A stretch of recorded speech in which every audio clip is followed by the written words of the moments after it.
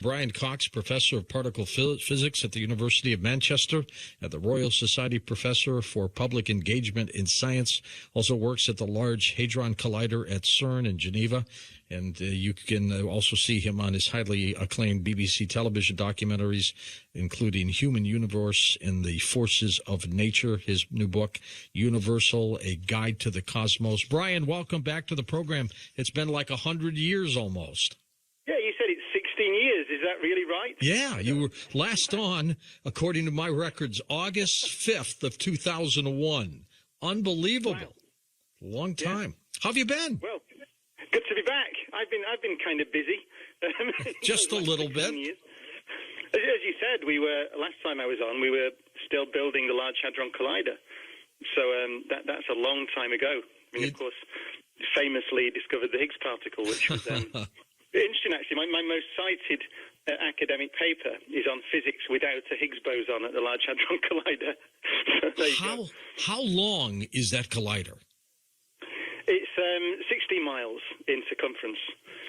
So it's under two countries. Most of it's underneath France, but a part of it is underneath Switzerland. That's a long, long collider. And it costs billions of dollars. But do you think we're getting our money's worth for it? Oh, absolutely. I mean, it's an interesting question, actually. There's a simple answer, which is it was constructed to either confirm or break our fundamental theory of subatomic particles. It's called the Standard Model of Particle Physics. And that's the theory that tells us how all the forces of nature, other than gravity, work, and how those forces interact with the building blocks of nature. So it's a very important piece of our understanding of the natural world. And we got to the point where there was a direct prediction from that model, which was that there was this particle called the Higgs particle, which is responsible for giving things mass in the universe at the most fundamental level. And we needed to check. We needed to see whether that theory was correct or whether it was wrong and something else was happening. And so the LHC was really constructed to do that initially, and it's shown that the theory is correct, which is a quite remarkable thing. So the next step now is to fully understand that mechanism. The theory never spelled out in absolute detail how that works, but it did predict the existence of this particle called the Higgs particle, and that's what we discovered. It's a remarkable prediction, actually, if you think about it. I mean, essentially a mathematical prediction, which has its roots back in the 1960s, but actually, really before that, really you're talking about most of 20th century physics goes into a prediction of a new fundamental thing in nature, which is this thing called the Higgs field or the Higgs particle. And it's essentially the statement that the universe is not empty. Empty space is not empty. It is filled with something which is known as the Higgs field. And the particles out of which we are made, let's say the electrons in our bodies, are interacting with that stuff, that field, and in doing so, acquiring mass or substance. So it's a rather esoteric sounding thing. You might say, well, how on earth could we go about predicting such a thing? I think that's one of the great triumphs of science. There's a very famous essay by the physicist Eugene Wigner called The Unreasonable Effectiveness of Mathematics in the Physical Sciences. And this is a very good example of that. It almost feels unreasonable that you can predict things about reality, about the real world, by making deductions using mathematics based on observations that we've made in the past. But the Higgs is a beautiful example of that. I remember, Brian, when the Large Hadron Collider was going online, everybody thought it was going to create black holes and wormholes and suck the planet in. Well, the use of the term "everybody" is the error there. A few people in their basements who've not yet moved out of their parents' house. Yes. And then, it's one of the great problems, as we know at the moment, actually. It's one of the things we wrote the book for, one of the reasons we wrote the book. One of the great problems is how you check, how are we to weigh statements that are made and that may be widely propagated on the internet or in the media. What do we actually know about the natural world, and what is essentially emanating, as I said, from a few people sat in their basements with a computer. And it can be difficult because the availability of a story, or the visibility of a story, or even the fame of the people that propagate stories, is no guide to whether there is any sense in the story at all. And so our book, although we're dealing towards the end of the book with modern cosmology, which is extremely counterintuitive. We're talking about with some not certainty, we're never certain in science, but with some authority about things that happened in the first moments after the Big Bang, and even, as we'll discuss later, I suppose, in some sense, what happened before the Big Bang, if you define the Big Bang count. So how can we have confidence in that? I mean, it seems very far removed from common sense or from everyday reality. And it's the same with the black holes thing. How is an average person who maybe is not particularly interested in science or has no time to go and read academic papers, how is that person to make a judgment if they see a ridiculous story about a particle collider destroying the world? I mean, I should say the energy in these particle collisions, you can describe it in two ways. One is you can say that in the collisions we recreate the conditions that were present less than a billionth of a second after the Big Bang. Now that sounds scary in some sense. However, we recreate them in a very small region of space, and the actual energy of the particles colliding in the Large Hadron Collider is equivalent to a mosquito hitting you in the face. So that's not going to do much damage to your face, never mind the world. So, these are I think these are challenging questions that certainly go beyond science, which is about trust and about how we are to understand and weigh different statements. Well, you brought up something that I was going to ask you anyways, Brian, and that has to do with this so-called Big Bang.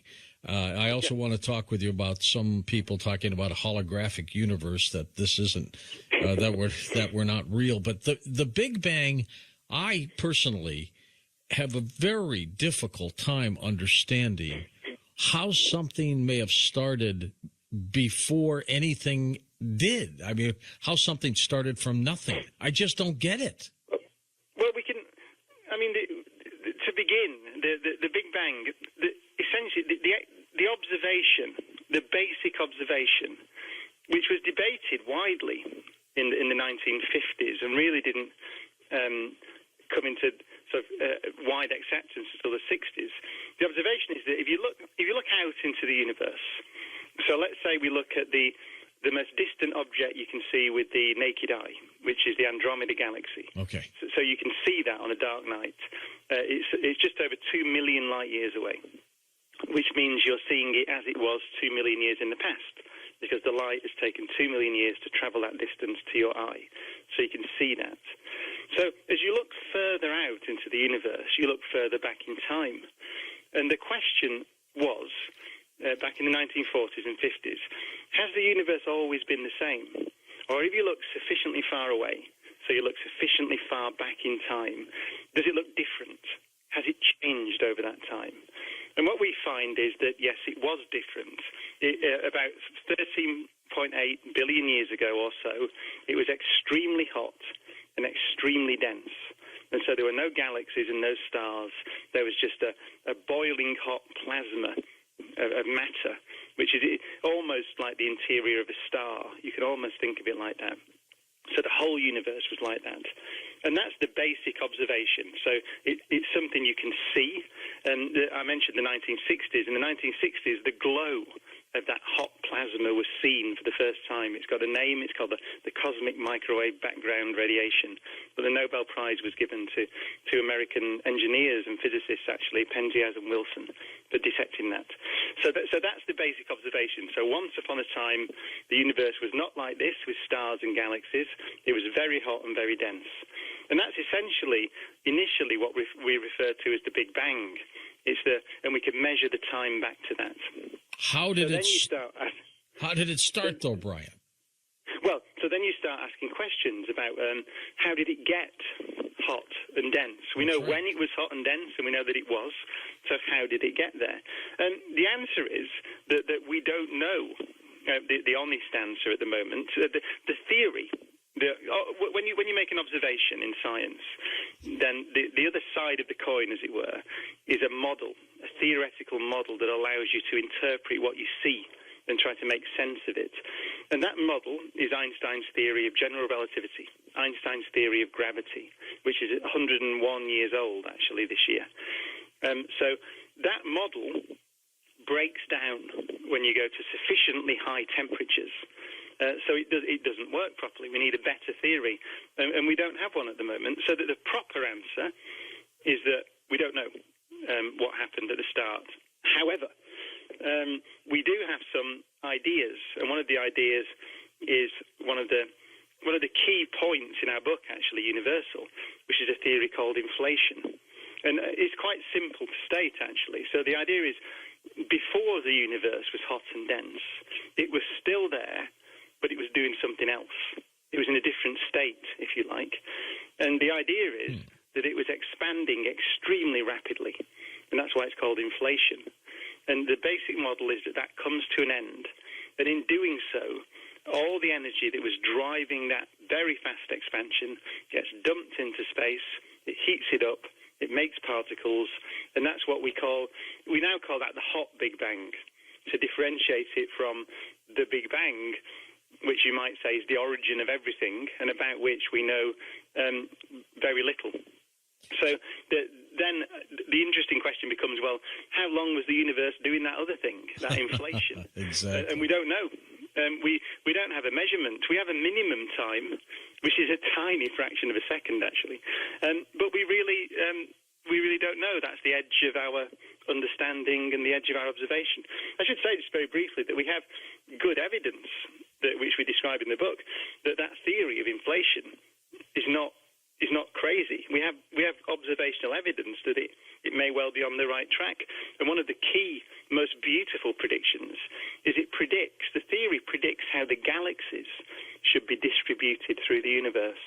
So we can see that. We've made measurements. We can map the positions of galaxies, hundreds of millions of them, which we've done with a big project called the Sloan Digital Sky Survey. And when you look at that, you find that there's a bit of a pattern in the galaxies. It's not completely random. And that pattern was a prediction before the measurement was made from the theory of inflation that says that before the hot Big Bang, the universe was still in existence. So I think it's one of the most remarkable predictions in modern science. And in the book, we describe how that prediction was made, and try also to say, well, and how much confidence should you have in it? I mean, it predicts some things you can measure, like you can measure the distribution of galaxies. You can see them. But that's, I think, the key thing. There's two strands to the book. One is, as I say, to describe these remarkable things that we're saying about the universe, the understanding we have of the way the universe looks today, how it got to be this way. But also always bearing in mind that we're not trying to say to the reader, you have to take this on our word. Right? That science is the antithesis of that. So it's not that scientists are priests passing down knowledge to the people below who gratefully accept it and believe it. So science is a process by which you try to understand nature. And we always, even though we get so esoteric at the end of the book, we're always trying to say, and this is why we may say this, and this is the amount of doubt you might have in these statements. Do we bring in the God factor at all, Brian? As a scientist, do you even consider that? No, I don't personally, and this is a personal thing. I don't think it's productive or useful to say, well, all scientists, no scientist believes in God, or anything. That's demonstrably not true, actually. Some do. And I honestly, personally, don't think about it very much. I was brought up in a very loosely Church of England background, so really, didn't really go to church very much or any of those things. So it never really crossed my mind, and it still doesn't. I'm perfectly comfortable with people who have faith, and I'm perfectly comfortable with people who don't. I don't think about it. I have a good friend, actually, who's the dean of a cathedral in Britain. So he's kind of quite a religious man. And we go out for dinner, and we talk about physics and talk about science and talk about theology as well. But it tends to me, I tend to be quite interested in a historical sense in the different religions as ways of reacting to the world that we see. But I put no more weight on it than that. That's the honest answer. We're with Professor Brian Cox here at Coast to Coast, talking about his work, Universal, A Guide to the Cosmos, here on Coast to Coast. What about the holographic universe? People like Elon Musk are beginning to think we live in a digital world that might have been created. Yeah, there are different... The holographic universe is kind of a technical statement about...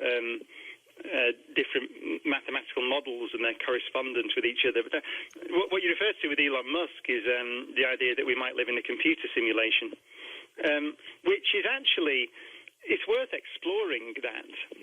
It's kind of in some ways, an in-principle argument. So we already, as a civilization, we've had computers for less than 100 years, significantly less, actually, let's say 50 years, really. And in that time, we've been able to build simulations of the universe. Now they are extremely coarse, but they're what I referred to earlier, actually. We can start the universe off actually before the Big Bang in our simulations, and we do some of that in the book. And we can carry it through to the formation of galaxies, and we can see galaxies form, and we can see structures in the way the clusters of galaxies are formed.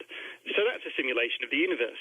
Now, can you imagine that if you give us another 1,000 years or 10,000 years or 1,000,000 years of technological development, can you imagine simulations of such fidelity that you could simulate essentially conscious beings in those simulations? Now, if you think that consciousness, and we have no reason to think otherwise, if you think consciousness is a property of nature, it's a process that in principle you could simulate, because you simulate the way all the atoms in your brain move and work and interact, let's say, then there seems no reason why those conscious beings in the simulation would know that they were in a simulation. And so then the question arises, well, then are we in such a simulation? Could you observe something that would let you know that? And as you say, there are some rather speculative suggestions that nature might look like that it might at some level be digitized. It might be that there are basic units of information in the universe. And that I should emphasize, this is all extremely speculative, but the nice thing about these ideas is that, and it teaches you again about how to do science, which is why I quite like them, is that you have to say, well, if you object to it, why do you object? Is it just some visceral objection? It says, I'm not a simulation. Is that all you're saying? Or are you unpicking it, saying, well, what reason could we have for refuting this idea? And it is very hard to refute the idea that we could be essentially things in a computer program. And so I emphasize to your listeners, I'm not saying that that's the case. I don't think we have any evidence one way or the other at the moment, other than the reasonably, well, the not ridiculous argument that in principle, I can't see a reason why we wouldn't, given another, let's say, 1,000,000 years of technological progress, why we wouldn't be able to build simulations of very high fidelity. Hold on for a second, Brian. We're at this break. Brian Cox, as we talk about the cosmos, one of our favorite subjects here. Brian, back to this digital holographic type world that we may or may not be living in. The concepts are just amazing, just by being able to concentrate on just so many possibilities. And maybe there's no right, maybe there's no wrong. What do you think? No, I think that nature is out there. It is a construct beyond us. We are part of it, I should say. And what we try and do is understand it. And science is a very humble pursuit in that sense. Really what we're doing is building models of nature And over the centuries, it's become clear that mathematics is a good language to build those models. And we test them, and we try and understand more about the natural world of which we are a part and in which we live. And that's it, really. So, whether or not, how closely our models approach reality is a good question. And I'm not sure. One of my great heroes, Richard Feynman, one of the great physicists of the 20th century, once said, am I interested in learning the absolute truth about nature, the great theory of everything? No, I'm not. I'm just interested in understanding the world I see a little bit better. And I think it's a good thing to bear in mind when you're listening to scientists, that's primarily what they're interested in. The good ones, anyway, I would say, are just interested in understanding things a bit better. And a lot of this investigation comes from asking very simple questions. I'm just starting a tour, actually, a sort of speaking tour, which I hope to bring to the US at some point. Oh, great. When you do, look us up, would you? Please. Yeah, I certainly will. I mean, I've been in Australia, and I'm going to be in the UK again next month, and Europe. And one of the things I'm thinking about talking about in my next talks is rainbows. Rainbows are fascinating things. They obviously demand an explanation when you think about it. You look at them, and so why are they that big arc across the sky? Why are the colours the way they are? And you can go back over 1,000 years and see some of the great early scientists and philosophers trying to understand rainbows. And ultimately, it drove a lot of work into the nature of light itself, which in the hands of people in the sort of 19th century really led to our understanding of electricity and magnetism and helped us understand that, which led to the invention of the electric motor by Michael Faraday and the generator, and then ultimately to quantum mechanics, which led to the invention of the transistor, and really modern civilization, right? One of the paths you can follow through the knowledge, the generation of knowledge we needed to build this civilization we take for granted, is just trying to understand very simple things, like, for example, rainbows. And this is a key point about science. It's not all, or even mostly, actually, about philosophy and about grand questions. Most of it turns out to be about understanding nature, which then turns out to be useful, not surprisingly, because we live in nature. So the idea that we can understand it and begin to manipulate manipulate nature, essentially, which is what electricity is, right? And this is how we're talking now.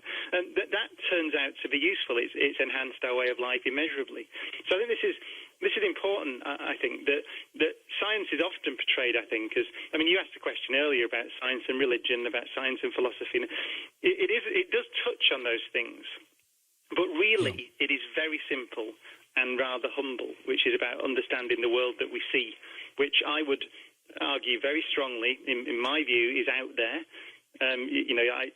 You read people who have other opinions and think that consciousness is some magical thing. I don't think that. I think that everything we know tells us that there's a physical reality out there of which we are a part, and understanding it is a good idea. Brian, before we get into the possibility of the multiverse theory, I want to get back to this Big Bang again.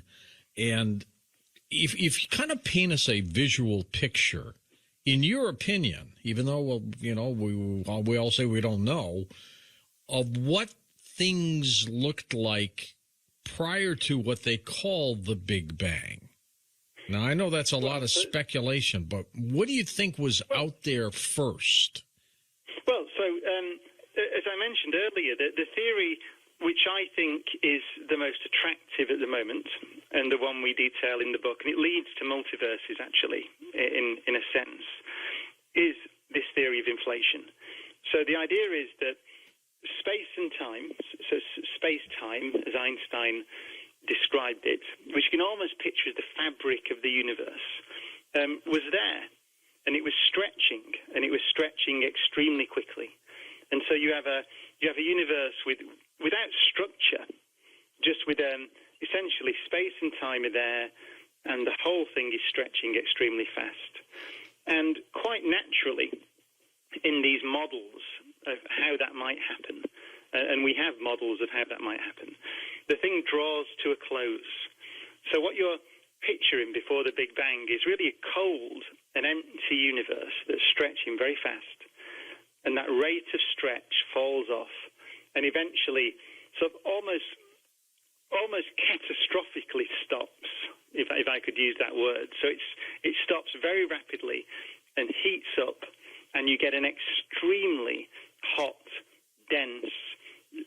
densely populated universe, ultimately made of the subatomic particles that are going to make everything that we can see in the sky and indeed ourselves.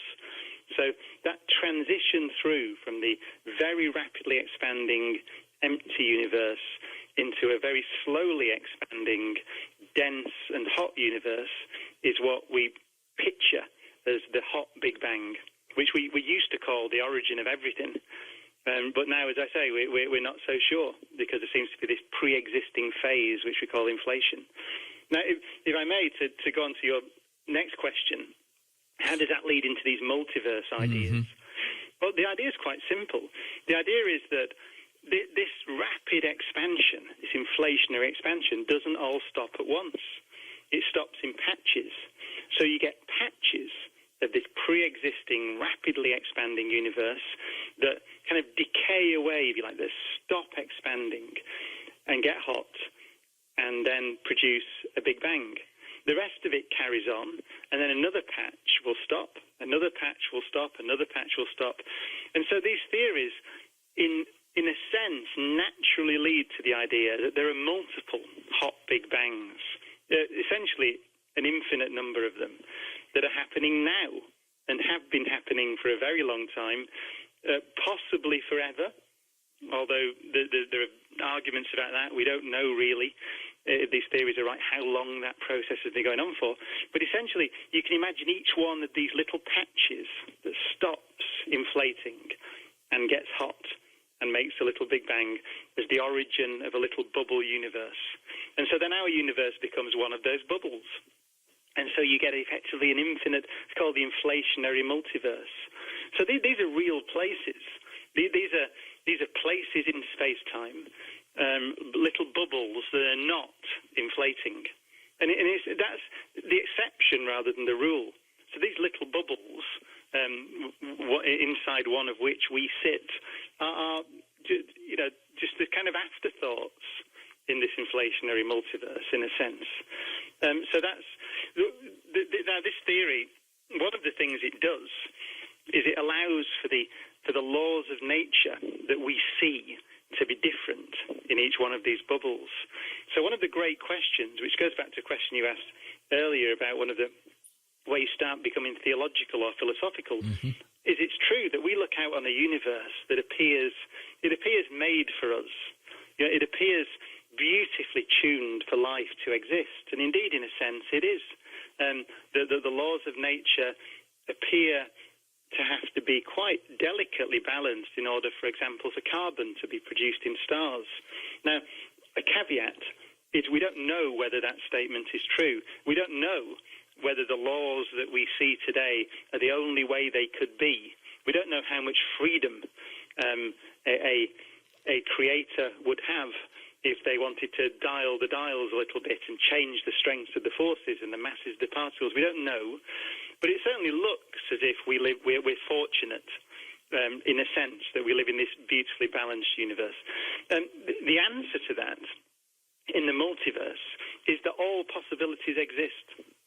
So it's like tossing a coin, and if you toss a coin enough, you will, at some point, you'll get 1,000 heads, and you'll think, wow, I got 1,000 heads. Yep. There's something strange about this coin.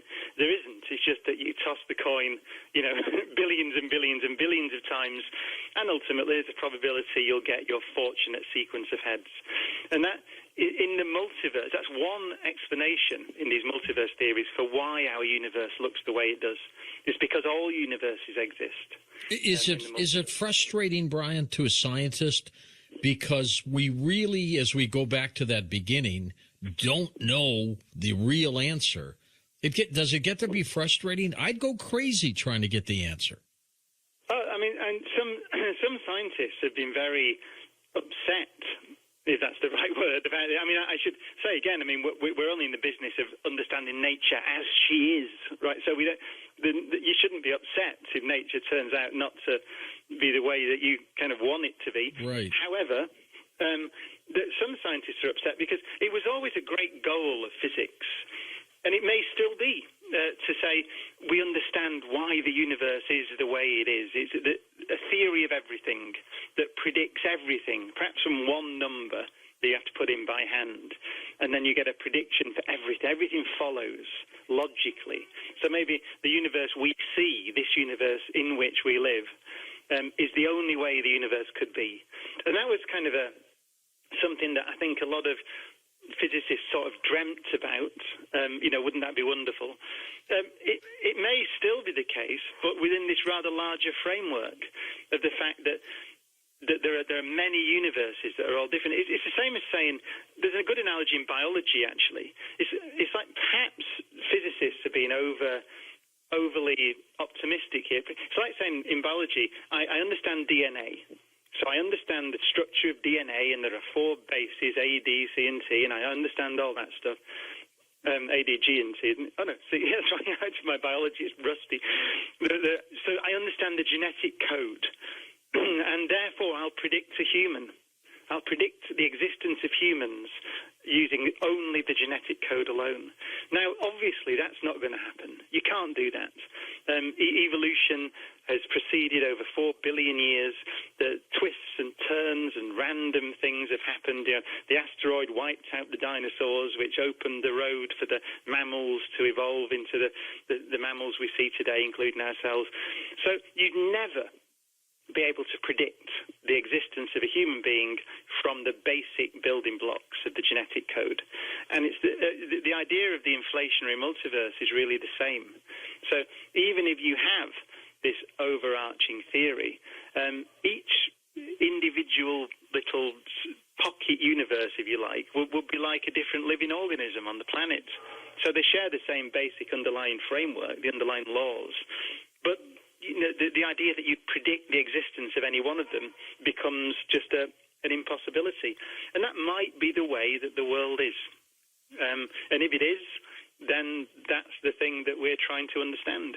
Do you think, we won't use the word God, but there was something else afoot here that created all of this? It is. I have no idea. I see no evidence of that.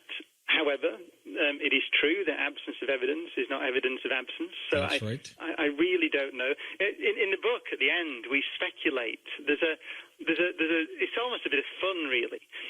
But it is true that these kind of inflationary multiverse ideas, that you just basically roll a dice every time you make a little bubble universe. That's the way that we do simulations in particle physics and in physics in general, actually. So we have so-called Monte Carlo programs, and as almost amusingly, you can look at if this multiverse idea is right, you can look at it and say, well, if I was going to simulate different universes, this is the way that I'd do it.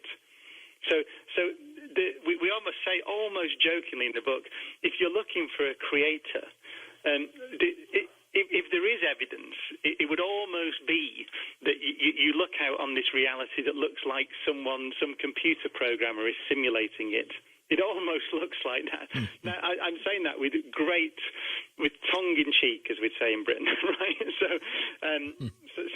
that is not what I think, but you can almost begin to draw that analogy as a bit of fun, essentially. And the honest answer is we need a lot more. We have reasonable evidence for this idea of inflation, which, as I said, the distribution of galaxies. If any of your listeners know about the cosmic microwave background, this is this oldest light in the universe, the afterglow of the Big Bang, it's often described as. And there's structures in that, and the way that is distributed across the sky that is also predicted beautifully by inflation. So we have some idea that this theory of inflation might be on the right track. But that's as far as it goes at the moment. And the multiverse thing is an addition to that. You would have to find some way of making a prediction you could test against observation for that to become a real physical theory. And we don't have that at the moment. So some people speculate we may. It may be that if you look at the oldest light in the universe or this distribution of galaxies on the sky, it becomes so compelling, our predictions become so precise that we really begin to have strong confidence in these theories. We're not there yet, though. So, yeah, you might have gathered, I really believe what I said earlier, which is physics is and science in general is a humble pursuit. It's about taking small steps and understanding what you see as best you can. And if you're led to tremendous statements about the origin of the universe, then so be it. But if you set out, and this is really important, if you set out to explain the origin of the universe, you would never have had a chance. You don't start from that. If you look at the history of astronomy and cosmology, what we set out to do was understand the motion of planets against the stars, something that everybody can do from their back garden. And then we set out to understand why the light from the stars is the way that it is, and why the light from galaxies is the way that it is. And on we go. And we end up with this understanding our universe is expanding, which suggests that it must have been smaller in the past. Then we get the evidence that it was smaller and it was hotter, and everything builds up. Then we get predictions made from those ideas about a hot universe sometime in the past, about how the chemical elements, hydrogen, helium, lithium, how those things should be distributed in the universe, and they check out. And so that prediction makes sense. And on you go, and you build a picture which then starts to talk about the earliest times in the history of the universe. But you didn't set out to do that.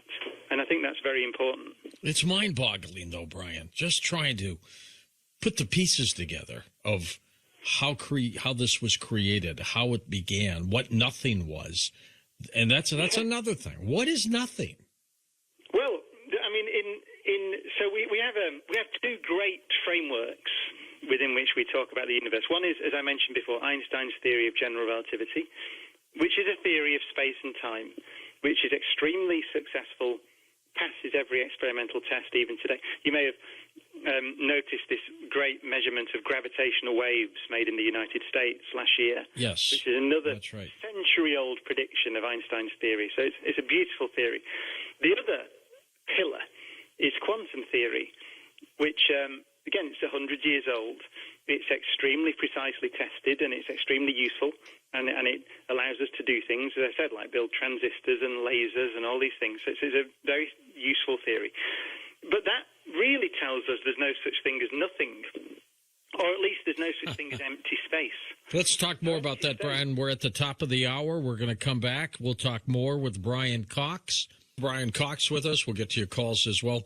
Brian, if you could get that one question answered about anything about the cosmos, what would that question be?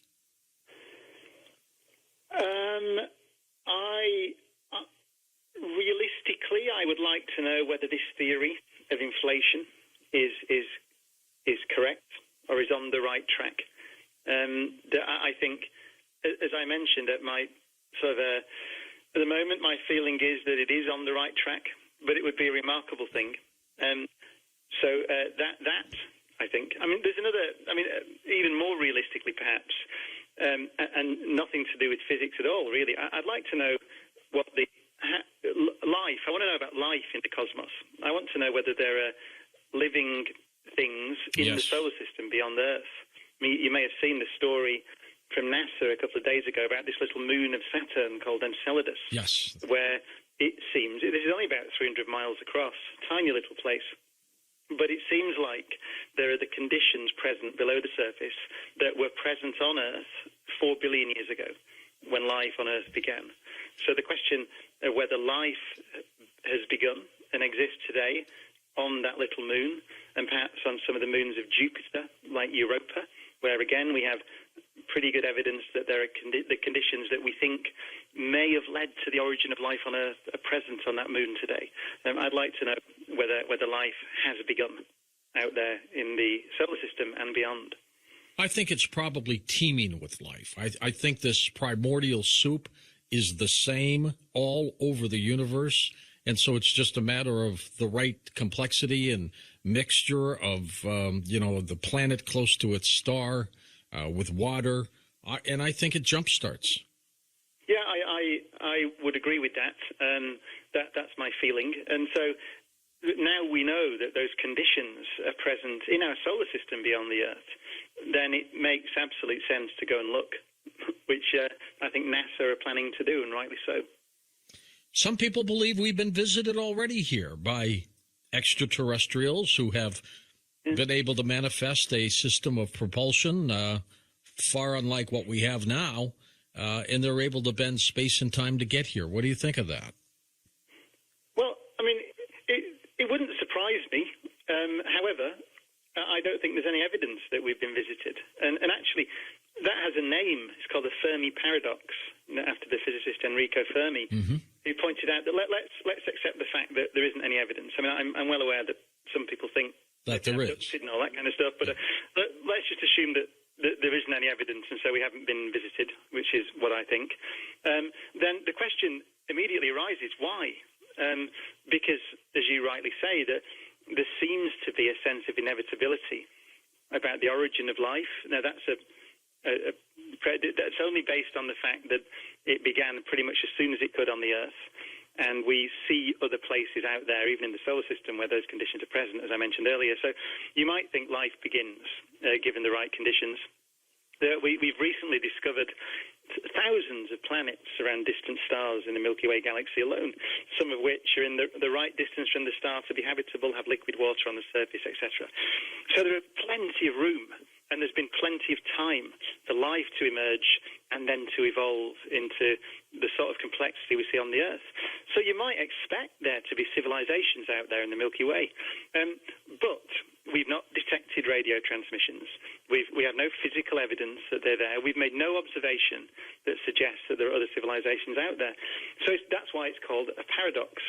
So I don't know the answer to that. It could be, and it's interesting, if you speak to biologists, they tend to have a different view to astronomers. Astronomers say what I just said, loads of places, loads of planets, billions of them, billions of years, surely the universe should be teeming with life.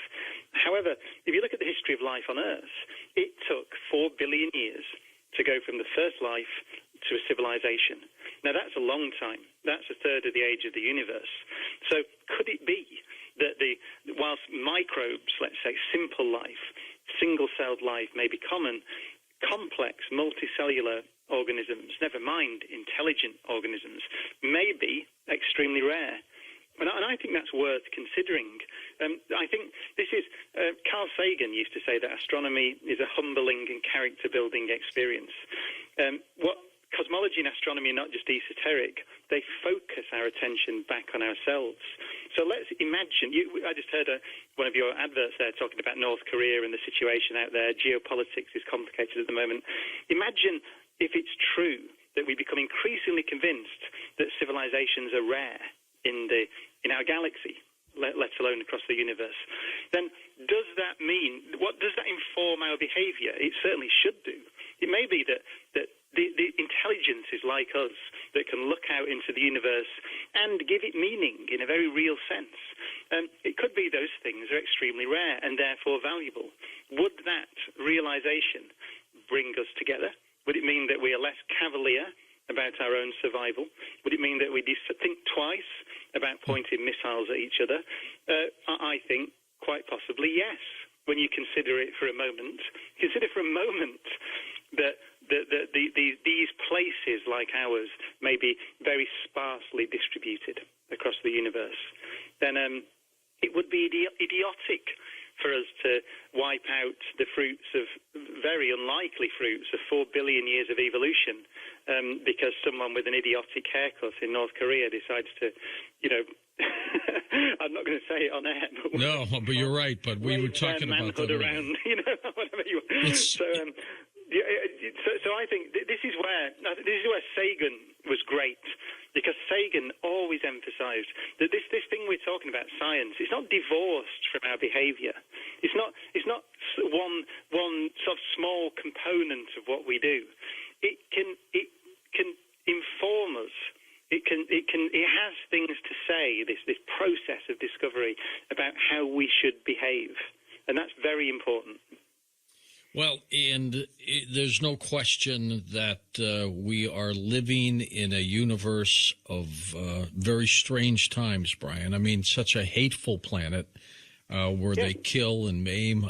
I mean, I don't get why there's so much hate. There's greed, obviously, and that probably is one of the big reasons for it. But it just boggles my mind. You too, I'm sure. Well, I can say actually that I just made a program for the BBC. It's not finished yet, but it's on space travel, commercial space flight. And I spoke to a great author I've respected for many decades, actually, called Robert Zubrin, who's written some great books on the case for space flight. And he's been on the show a lot with us. I think he's great, Robert. Well, he will have said then that our ideas, the ideas that we have as a society, have consequences. He says it very eloquently. And one of those ideas that he thinks is one of the worst ideas is that we have access to finite resources, and so we have to compete for the resources here on this planet. It is not true. There are effectively an infinite amount of resources out there for us. In the asteroids, on Mars, there's an infinite amount of real estate and an infinite amount of resources waiting, and we have the technology to go there. Now, whether or not we choose to, we don't have to at the moment, and whether or not we choose to is a different matter, but just the idea that we don't have to compete amongst ourselves as a human race, if we want to and we put our energies in the right direction, then there's plenty for everybody. There's plenty to go around. Is a very important idea. It sounds like science fiction, but I really agree with him on this point. That the sense of possibility we should have as a civilization should drive us in a more peaceful direction. What you need, though, is it's education. Fundamentally, we need education so that people can see, people can understand these ideas. That we have immense possibilities to live together peacefully, not only on Earth, but beyond it, actually. We're at that point now. People like Elon Musk and Jeff Bezos and Richard Branson are driving this technology to go out into space and to spread the human race out into the solar system and ultimately amongst the stars. And it sounds like science fiction, but it's not. It's within our grasp now. Let's go to the phones now. We'll do this until the end of the program. Ian in Asheville, North Carolina is with us, east of the Rockies. Ian, go ahead. You're on with Brian Cox. Hello. Hi there. Hello, Ian. Hi. I read about an experiment of two particles that were quantumly entangled at a distance of 143 kilometers, and I just was asking a general question about the current state of the exploration of quantum entanglement and quantum teleportation. Yes, I should say we started talking about quantum mechanics earlier, actually. And so this is a theory that is, as I said, wildly successful, 100 years old, very mature. It works. But it has this consequence that particles can be linked in a very profound way. So as Ian said, you can have particles that are separated by hundreds of kilometers, but they're linked in a sense that if you make a measurement on one, then the other one will. I don't know, the word respond is wrong, but they're entangled together, so they're to be seen as one system. Now that might seem to suggest that you could transmit information instantly between these two particles. If you do something to one, the other one changes. Quantum theory, in a very subtle way, doesn't allow you to do that. But yet it still says that these particles are linked and respond. If you do something to one, the other one responds instantly, but in a way that doesn't allow you to transmit information. I should say, if you could transmit information that way, you could build a time machine. So, and That's right. The universe appears not to be built in such a way. However, as you rightly say, this is technology now. So what it does allow you to do is build very highly secure encryption technologies. It allows you to to teleport things in the way single particles, which is exactly what you said. So the teleportation, at least of single particles, has been demonstrated. And it's built in. It's essentially built in, or the same techniques are built into these encryption technologies. So that's the state that we're at. I should say that the theory itself works beautifully and makes predictions that agree with the measurements that we make. How exactly the theory does that, I think, is not understood. I just published a paper recently, actually, with my co-author Jeff Forshaw on Universal, an academic paper on this, and so I would say that the understanding of really what's going on is not fully there yet. I would say, but the technology, as you say, it works, and the theory itself works. But our quantum theory is a funny thing because it requires an interpretation. And most theories don't. Newton's laws don't require an interpretation, but quantum theory does. So when you ask whether it's just a model or whether it really is describing something fundamental about reality, there are many physicists that have different views. A good friend of mine, Sean Carroll, I don't know if you had him on the show, but he's written a very good book recently. He is a very strong supporter of the so-called many worlds interpretation of quantum mechanics, which says that actually everything that can possibly happen does happen. So every possibility is real. And he's a very strong advocate of the fact that that's going to be the interpretation that plays out. But again, it's in that realm of not really knowing. Although what we should say is that the theory itself is robust and makes predictions that can be tested. And one of them, as you said, is this entanglement idea.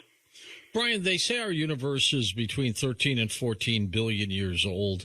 How do they know that? Oh, it's actually a very simple measurement, and we do that measurement in the book in Universal. So one of the things I should say about the book is that we start off with asking how do we know things, and one of the things we start off with very simple things. How do you know the radius of the Earth? And we describe a measurement that a friend of ours made using a camera on a beach in Wales, in the United Kingdom, actually, to see how you could estimate the radius of the Earth. And then how do you know the mass of the Earth? And then how do you know the distance to the planets? And then the distance to the stars, the distance to the galaxies. And these are all things you can do from your back garden, actually. It's quite remarkable. You can do it with a standard camera off the shelf and a clear sky. You can measure the distance to Neptune. And we do that in the book and show how a reader can do it for themselves to convince. So these measurements of how far away are things, and also how fast are things receding away from us, which in Einstein's picture is telling us about how fast space is stretching. These are easy measurements. Essentially, I can explain it in 30 seconds. If you look at the light from distant galaxies, then you see that it's stretched. Stretched light is redder than unstretched light, basically. So it's called a red shift. So you look at a distant galaxy, you find the light has been stretched. The interpretation of that is that during the time that the light has travelled across the universe to us, the universe has been stretching, and so it's stretched the light. So you can measure, just by looking at the light, the way that the universe is stretching, the rate that it's stretching, and how that rate has changed as you go further out into space, and therefore you look further back in time. And from that, you can kind of see in your mind's eye, if you know the rate at which the universe is stretching, then you can ask the question, well, I can run time backwards in my mind's eye and see when everything was on top of each other. But that is essentially the measurement that we make, with a few bells and whistles. But basically, the basic observation is that we live in an expanding universe. And you can observe that actually for yourself.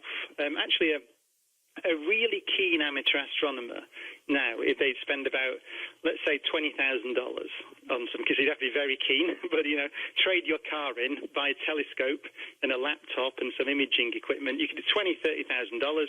You can measure the stretch rate of the universe for yourself. So it's a remarkable thing, and that's basically it. Joe in British Columbia, Canada. Go ahead, Joe. Good to have you with us. Hello. Hi, Joe. Hello, Joe. Hello. I have one question for your guest. All right. My question is about black hole.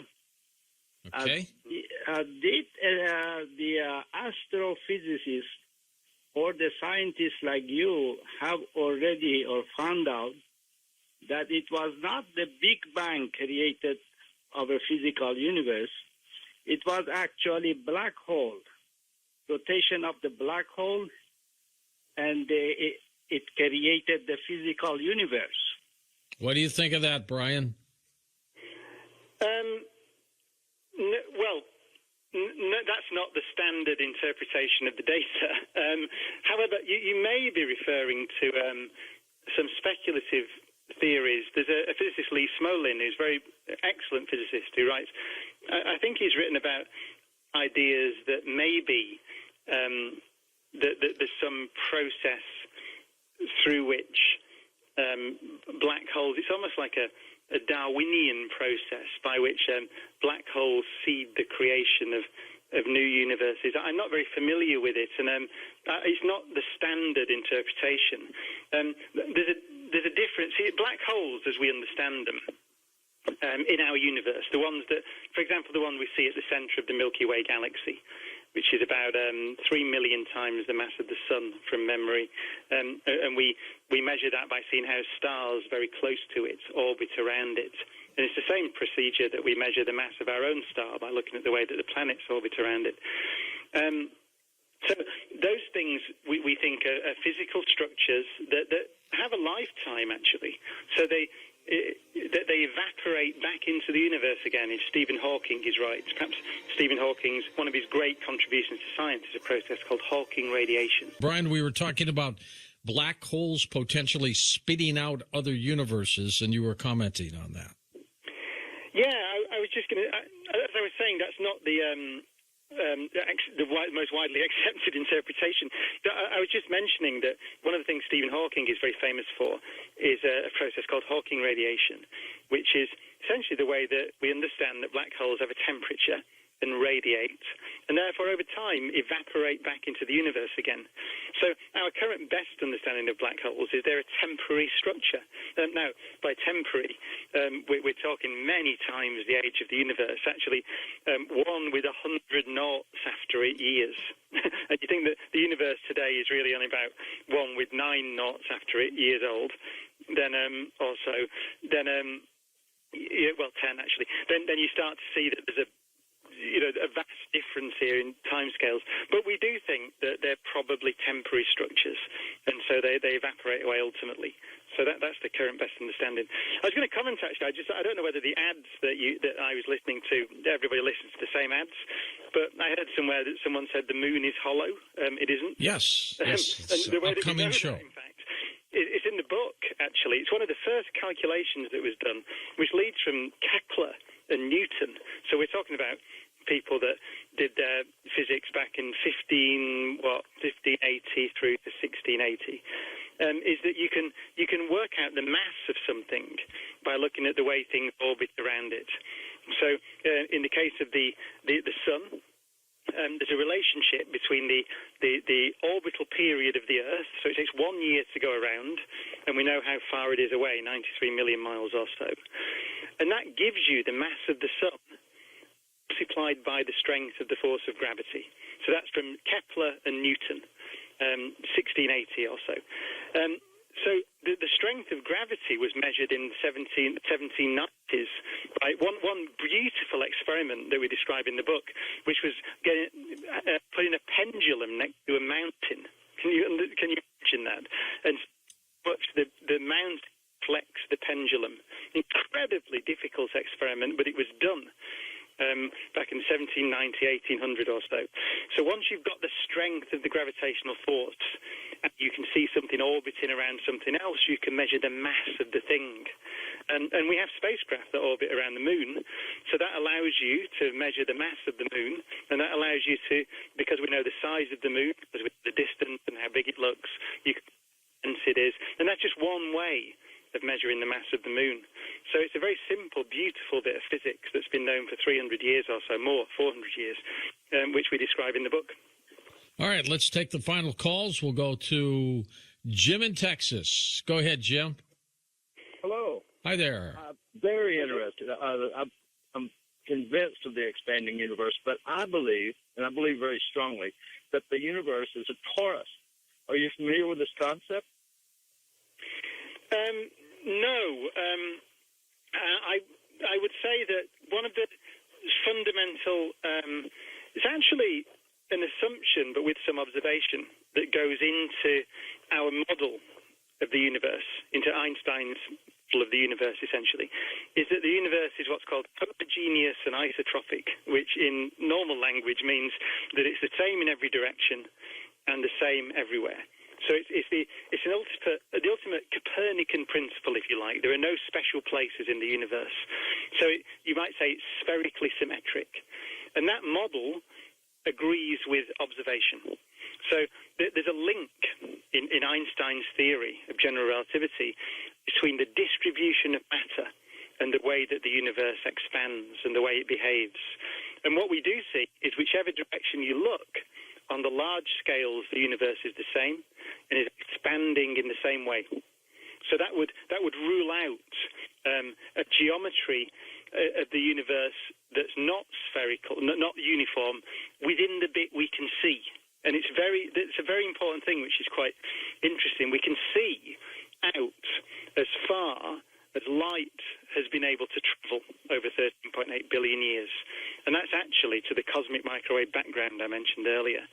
Now, we have very good evidence. We're pretty sure the universe extends beyond that because of the way that it behaves in its expansion. But we don't know what the largest scale geometry or shape of the universe is. But the bit we can see is completely uniform. So that's what we can say. When the universe expands, Brian, what is it expanding into? What's on the other side of it? Well, Einstein's theory only tells us about the rate at which the fabric of the universe stretches. So really, strictly, what our theory is of pre-existing space-time, so the pre-existing fabric, if you like, and the theory tells us how that stretches or shrinks in response to the stuff that's in it. And that's it. That's what we have. So we don't have a theory about the origin of that fabric, of the origin of space and time, as I said earlier. But what we do have is a very good theory about how it changes, given that it's already there, in response to the stuff that's in it. So that's I'm not trying to be evasive here. It's very important that in science you need to know the edge of your knowledge. What do we know and what don't we know? Well, what we know is how space-time stretches, which doesn't tell you anything other than how it stretches. But I should say, though, the picture is that you're not to think of the Big Bang happening somewhere in a big box. I mean, the way that Einstein teaches us to think of space and time is that it's essentially there's not a pre-existing box. Space doesn't pre-exist and the universe burst forth into it. It's a part. The Big Bang happened everywhere in our standard picture of the universe because space has always been there. And it's stretching, as I say, and it's been stretching for 13.8 billion years at least. And all we know is that if you wind time back, then everywhere was hot and dense. So the Big Bang happened in front of you. That space that's in front of you was present at the Big Bang. And it's just been stretching and cooling down for nearly 14 billion years. And do you believe that the Big Bang occurred with a universe that was smaller than a pinhead, as some people have said? Oh, yeah. I mean, so the theory I've described, the inflationary theory, what you can say is that the observable universe we see today, which is actually 93 billion light years across, or something, that's because what's the most distant thing we can see? As I said, it's the cosmic microwave background, and that light has been traveling from nearly 14 billion years from that point to our eyes, but space has been stretching during that time. So you could say, where is that point now that emits light? Because it's been stretching away from us, essentially. And it's about, as I said, the universe is about, when you do the sums, you get about 90 odd billion light years across or something. So you can ask the question, how big was that? From what size piece of space did that come from? And that's where we can trace it back to these subatomic patches of space. So with some confidence. So, and we do this in the book. We start. It's smaller than an atomic nucleus, a little patch of space, and we let it stretch and expand and let the physical processes evolve and change. And from those models, we get the predictions, for example, about the distribution of galaxies in the sky that I said earlier. So yes, we have a reasonable. We can speak with reasonable confidence about a time when the observable universe was in a space smaller than the nucleus of an atom. Not infinitely small, though. But we don't know. Our physics stops at some point. But I think it's a remarkable thing that we can follow the evolution of our universe from when the bit we can see was smaller than the nucleus of an atom and make sensible predictions that we can verify by observation. Joe in the Bronx, welcome to the program. Joseph, go ahead. Hey, George, how are you? Good, Joey. Okay. Brian Cox, I wanted to ask you, since you were speaking about measurements earlier, namely time and light, can these be altered or manipulated? And also, do you believe that the speed of light is always constant? I also have a follow-up question on your mention of rainbows. Is a rainbow created through some sort of a prism in our atmosphere? Oh yeah, well I'll take that one first. The rainbow is created by water droplets, and essentially the sunlight hits water droplets, and because the water droplets are really spherical, then there's a preferred angle at which light goes into the water droplets, reflects off the back face of the droplets and comes back out again to your eye. And there's an angle of about 42 degrees around which most of the light comes out. And that's really because the water droplets are spherical and the sunlight is hitting the water droplets. And that's what makes the arc of the rainbow, which is always at an angle of 42 degrees, to a line between the sun and your head. So rainbows, you might notice, are always centered on you. And that's this optical effect. So that's how a rainbow works, which is a very beautiful thing. As I said, it goes back 1,000 years, the understanding of the rainbow, or the beginnings. The first question, so in Einstein's theory, the speed of light is a constant upon which everyone agrees. So it's a property of nature, a universal property, and everybody agrees on it, no matter how they're moving relative to the source of the light. So it's what's called a Lorentz invariant quantity in fancy language. So that's part of the theory, that it's an invariant. It doesn't change with time, or it doesn't change for different observers.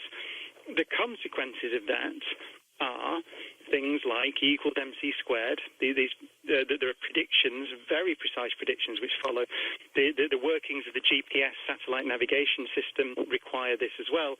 So what the correct thing to say is that in Einstein's theory, it is a constant. It also actually occurs as a constant in Maxwell's equations, which describe electricity and magnetism and electromagnetic waves, radio waves, all that stuff. So as far as we can tell, it doesn't change with time or with the perspective of different observers. And the predictions which follow from that have been verified. So that's the standard understanding of the speed of light. Thanks, Joe. Appreciate your call. John in Dayton, Ohio now. Go ahead, John. Thank you for calling. Hey, George. Hey, Brian. Appreciate the call. Hello, John. I just had a question about evolution. I haven't been able to ask an actual scientist about this, but it's something that's baffled me, and it may have others. That is, when an organism before it actually had ears or eyes, how did the process of evolution know that, sound waves and light waves existed? And how did it know that it would be beneficial for the organism to actually, develop eyes and ears to, perceive that? Oh, it's a good question. The answer is it didn't know. So what Darwin's theory, one of the great achievements, I have to say, in science, is that essentially you get random mutations. So that's a standard feature of living things, that the code is not passed down from generation to generation with fidelity. It changes. Initially, there was no sexual reproduction, if we go back, way back. So it's just random mutations, essentially, but then sexual reproduction mixes it up further. But those random changes are then selected for very heavily by the environment. So essentially, you talk about eyes. I mean, eyes are a long way down the line, but just the development of little light-sensitive spots, which is just chemistry. It's the fact that light can hit hit molecules or complex molecules, and they can change their structure. And at some point, that probably actually, I think, is thought of for clock circuits in living things, to allow them to distinguish between night and day and things like that. So very simple things. That gave those organisms that had that mutation advantage, and so they crossed over the ones that.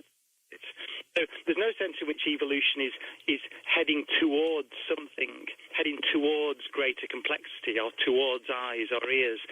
It's just that over time, those random mutations selected for non-randomly by the environment have led on Earth, at least, to an increase in complexity. I should say very quickly that one of the reasons we can say that with some confidence is that the basic chemistry of light detection is extremely similar in all living things. So the way that the chemistry of how your eyes at the basic level detect light is very similar to the way that the bacteria can sense light. So you don't need anything as complex as an eye. The chemistry is very similar. Brian, thank you for being on the program. By the way, the book is called Universal, A Guide to the Cosmos. Brian Cox with us.